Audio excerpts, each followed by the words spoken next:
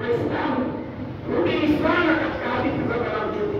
Mtume ametueleza vile hadithi zake atafsiri Qur'an, lakini akatueleza kwa upana sana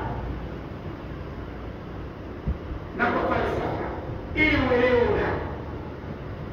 Asema muumini kwa muumini mwingine kalbuniani wahid, ni kama jengo moja yasonge ba'dhuha. Sehemu hii inashikana na hii jengo ndio Uislamu. Wewe Muislamu, wewe ni muumini kweli? Wewe ni mtoto wa watu na baba na mama. Kuiba ni ila maasi, ni kama vile zina, ni kama vile maasi mengine. Sababu ya kwamba watu waweza kuja wakamchoma moto na wewe waangalia waone, hakuna mkatazaji bali. Na wanachoma na watu wa Kiislamu na anafanya hivi ni Waislamu na kuona kwamba ni haki yake. Sasa yale na ile roho, matokeo yake yanayofanyika yale, Mwenyezi Mungu huleta adhabu mule. Sasa inapokuja adhabu, sikia yule aliyekufa, yule kishakufa. Hii ni mchangamoto. Kwa sababu Mwenyezi Mungu lazima utalipa. Ile ni roho. Halafu je, ana haki ya kuchoma moto, kuacha kuchoma? Ana haki kwanza ya kuliwa? Wapi ukasema, wapi Bwana Mtume akasema atapata kuzimu wenu wapi? Hakuna. Ikiwa hakuna, kwa nini nyinyi mmemuua? Halafu kwa nini mmeua mauaji mabaya? Yale yakawakusudiwa moto. Haya yanayotendeka kwenye mitaa, haya yanayotendeka kwenye miji yetu, haya matatizo yanapokuja, madhara yanapokuja katika miji, usiulize. Ni kwa sababu ya haya makosa tunayoyafanya, ni marudio ya Mwenyezi Mungu kuturudi juu yake. Sababu kwa nini la taqtulu nafsa allati harrama Allah, Mungu ameharamisha. Huyu mwizi hakuambiwa mwizi ya mwingine, hajaambiwa. Hakuna Qur'an maana imesema mwizi muweni, wala hakuna mtume aliyepiga kuja kwa maamuli mwizi. Na mwenyewe aliwakuwa tu pia ni mdogo, lakini je, ndio mkatarishe mafuta taa, mkatarishe kupisha tairi, mkatarishe kutia moto. Nani katika wala yu'adhibu billahi illa rabbun nar, la yu'adhibu billahi, elewa hakuna awezaye kumwadhibu mtu kwa kutumia moto illa rabbun nar, ila yule bwana wa moto. Maana Mwenyezi Mungu pekee yake ndiye mwenye adhabu ya moto. Hii hapo hii tumeipata sasa. Sisi kama Islam tumeipata wapi? Anakuwa imani kwamba mchoma moto pale aliyekuja kasimama mbele ni baba yake mzazi. Ajisikia ile mtendo. Na wewe wataka mangalia yule kwamba huyu ndiye mtoto wako, wamwambia kwamba mtoto wako haki yake kuchoka.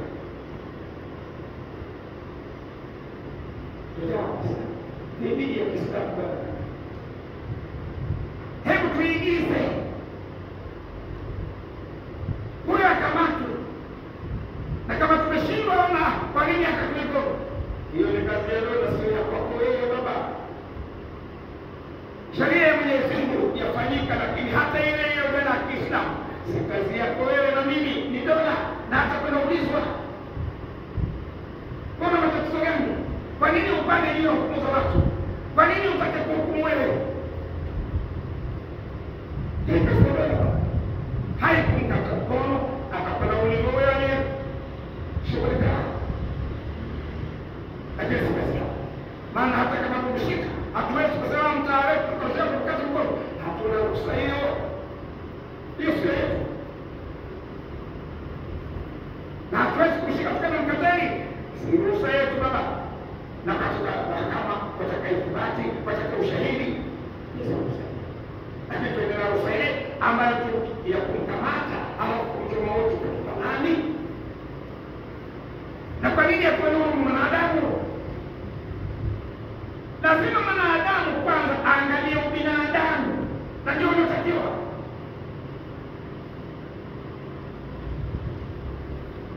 Ile tofauti ilipokatazwa imekatazwa kwa ajili nini? Ule umimi ulipoingia ukakatazwa kwa ajili ya nini? Ndio ulioleta matatizo katika dunia. Leo yote tumeyaonyesha. Tunapi Uislamu? Na vipi Uislamu utasimama? Na bado leo waona hapa mji wa Kiislamu uko wapi Uislamu? Mji unajisema wenyewe, sio unasema wenyewe. Waman kutila madhuluman, akamwambia Mwenyezi Mungu, waman kutila, na yeyote ambaye atauliwa madhuluman, hali ya kudhulumiwa, maana imetokea bahati mbaya akauliwa huyu mwanadamu, akamwambia Mwenyezi Mungu, fakad ja'ala liwaliyihi sultana, fakad ja'ala, hakika amejalia Mwenyezi Mungu liwaliyihi, kwa yule mrithi wa yule aliyeuliwa, sultana, amejaliwa kupewa hoja, amejaliwa kupewa yeye usimamizi wa kusimamia maiti yake. Kwa nini kauliwa? Maana yule ameshakufa. Maana kusema sasa ameshakufa tumwache, ina maana kila afaye kwa mwache. Mwenyezi Mungu akatoa hoja kwamba nani mrithi? Simama udai haki za maiti yako. Maana umepewa wewe sasa. Akwambia Mwenyezi Mungu, kwa vile amekupa yeye Mwenyezi Mungu na amejalia haki iko kwako, asema Mwenyezi Mungu, fala yusrifu fil qatl, fala yusrifu, asipeteke mipaka yeye fil qatl, katika kuua kwake. Maana hapa kwa Uislamu ni kisasi. Ameuliwa ndugu yako, ameuliwa mtoto wako, umepewa usimamizi, tafuta kisasi, aulia. Lakini sasa hicho kisasi isikawa tena wewe watoka usiku wenda katika ile nyumba wa watu wote, maana utajikoma aliuliwa kwako mmoja, kauwe mmoja, na mmoja yeye ni yule mtafute yule aliyeua ulio. Isiwe namna hii. Kwa hiyo Mwenyezi Mungu akwambia basi, fala yusri, asipetuke mipaka yule ambaye amepewa urithi ule fil qatl, katika kuua, akaua watu ambao hawamo au hawahusiki, kwa maana amekasirika au amaliza wale.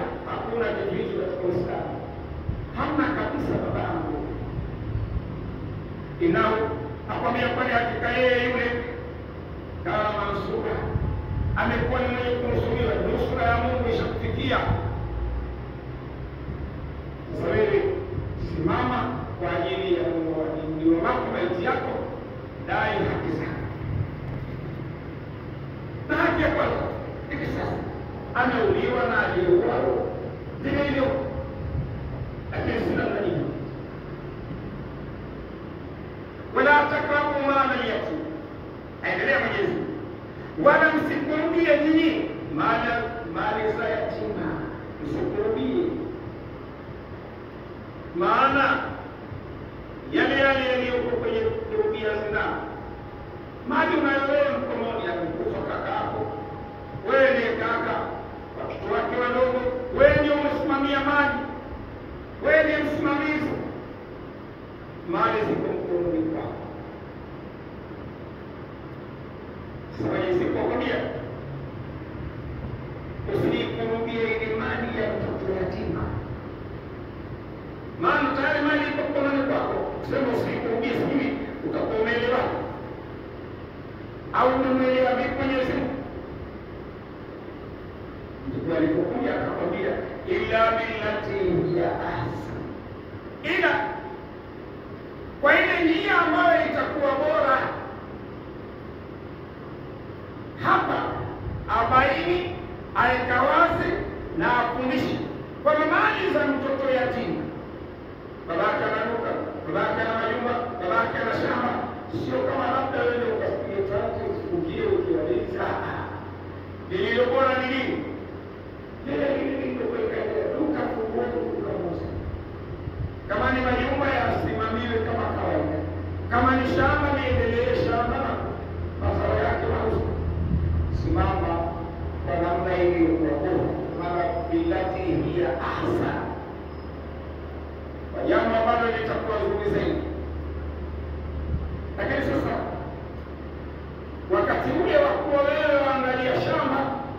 Ukanzima uko shamba, wasimamia shamba, wewe utakula nini?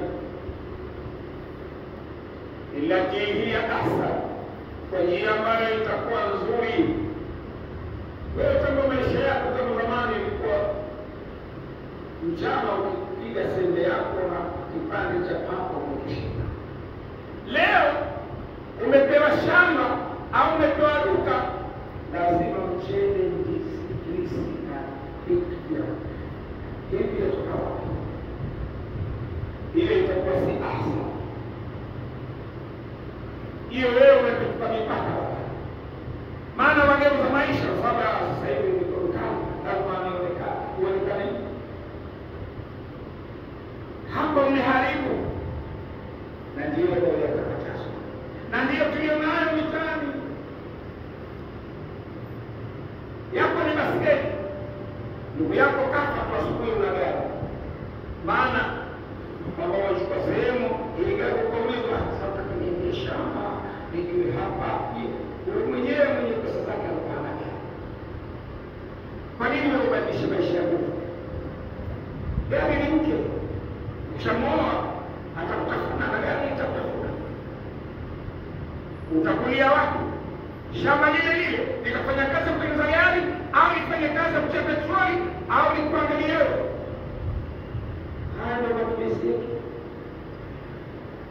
Mama mtu achukua mali ya watoto wa watu, mali ya ndugu zake, basi yeye kazi pia kazi ni bila kazi. Kamuuliza kaeka shingo balani, utajua Muislamu mwema leo. Kwa maana ndio sasa nikienda watapata maana yeye atatoa baraka.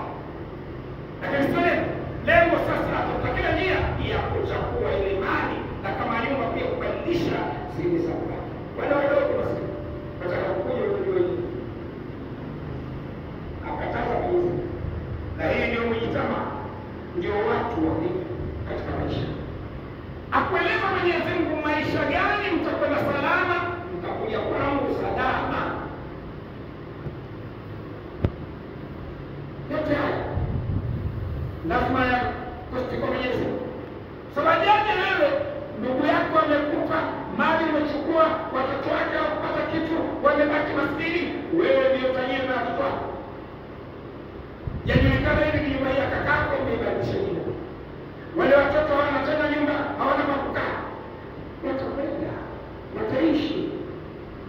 Na wewe utaondoka kama alivyoondoka kaka. Lakini elewa kwamba haya madhambi haya ndio sadaka tujalia. Ukawa sadaka tujalia na msikiti tuaa, umerithiwa katika hali ya kwamba waliorithi hawana dhambi, wewe mwenye dhambi utapata. Umerithiwa, lakini sio yao, na sio halali yao. Sadaka tujalia kwa maana dhambi zote zile utapata. Na wale watoto wanapokwenda na shida zote, hayo yote yatakukosti. Uko duniani au kwa akhera, umejitapa. Ni watu wanaishi, utaishi vipi? Tunafundishwa na Qur'an, tutaishi vipi? Na ndio maajabu kwamba Qur'an iko mbele yetu, lakini tabia zetu hazifanani. Na ndio miujiza ile ile ya Bwana Mtume kusema inna qaumi ittakhadhu hadha al-Qur'ana mahjura. Maana yeye Mtume aliondoka ashana watu, ashana hali ambaye Mwenyezi Mungu kaone ittakhadhu hadha al-Qur'ana mahjura. Maana ukihama Qur'ani utakwenda utasoma kitabu cha Shetani. Unaelewa nini Qur'ani ni Shetani? Kwa hiyo Mwenyezi Mungu atufundishe tuwe na mjitamaa mwema mzuri, tupendane, tukae vizuri. Ndugu wakae vizuri na waangaliane vizuri, na kama mmoja ameondoka basi maisha yaendelee vizuri, na atakayejitolea kwamba yeye atajilea watoto yatima, leo awe mzuri.